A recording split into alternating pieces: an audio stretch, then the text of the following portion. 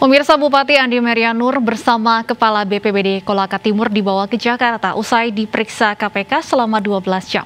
Bupati bersama Kepala BPBD dan 4 staf terjaring dalam operasi tangkap tangan KPK kemarin di Kolaka Timur, Sulawesi Tenggara.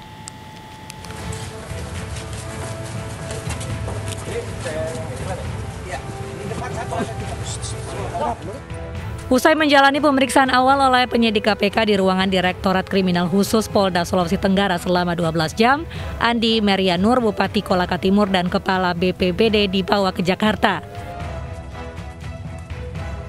Bupati bersama Kepala BPBD dan 4 staf berangkat ke Jakarta untuk pemeriksaan lanjutan oleh tim penyidik KPK di Jakarta.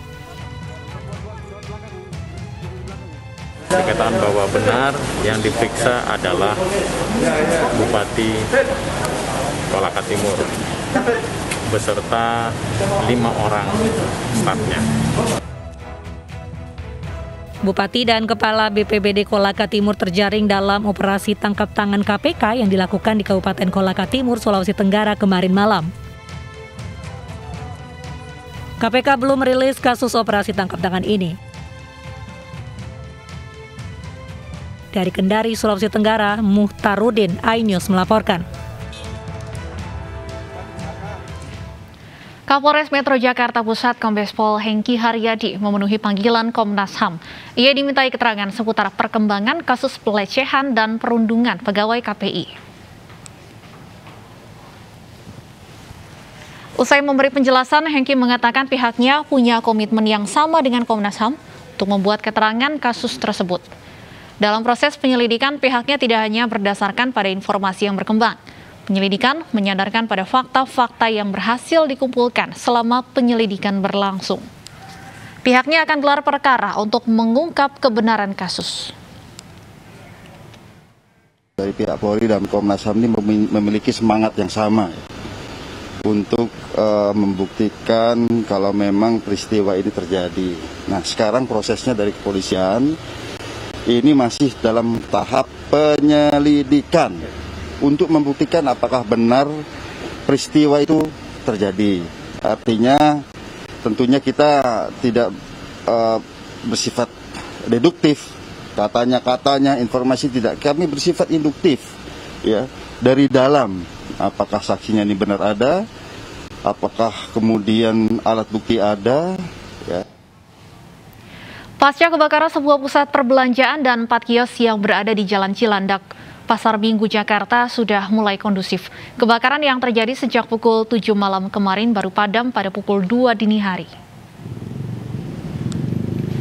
Saat ini para petugas membenahi kabel listrik yang terbakar dari bangunan Pasar Swalayan seluas 50 x 25 meter. Kebakaran diduga akibat konsleting listrik, kerugian diperkirakan mencapai 2,5 miliar rupiah. Besok tim Puslap 4 Polri akan melaksanakan olah tempat kejadian perkara terkait kebakaran Pasar Swalayan selama 7 jam ini. Sebelumnya petugas damkar mengerahkan 25 mobil damkar untuk mempercepat proses pemadaman api. Sementara itu, pasca banjir bandang di 2 kecamatan di Minahasa Tenggara, Sulawesi Utara, warga mulai membersihkan rumah mereka. Puluhan rumah warga rusak akibat bencana tersebut.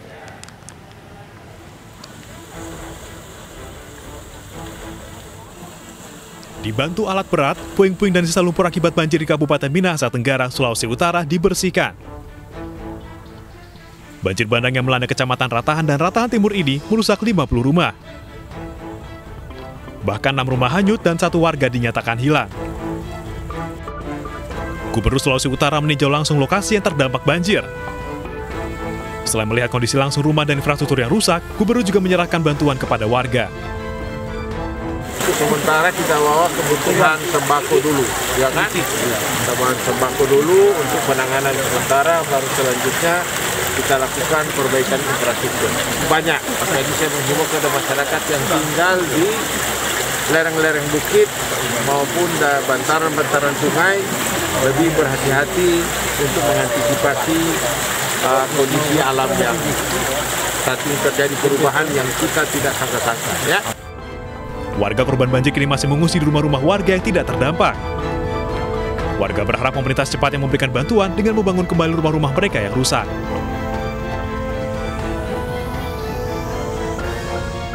Dari Minahasa Tenggara, Sulawesi Utara, Riznan Labenjang, iNews melaporkan. Seorang perempuan menangis saat terjaring operasi Patuh Jaya di kawasan Jalan Letjen Suprapto, Cempaka Putih, Jakarta Pusat. Ia ditilang karena mengambil jalur cepat dan tidak memiliki surat izin mengemudi.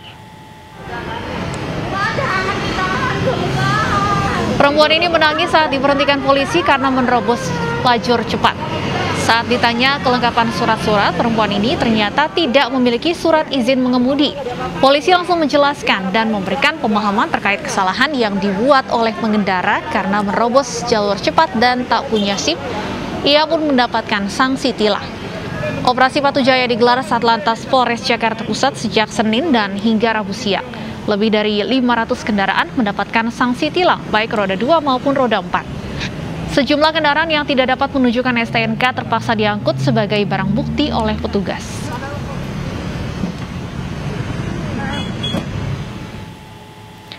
Pengawasan dan penjagaan ketat orang tua terhadap anak-anak menjadi persyaratan utama masuk mal. Kami akan kembali sesaat lagi.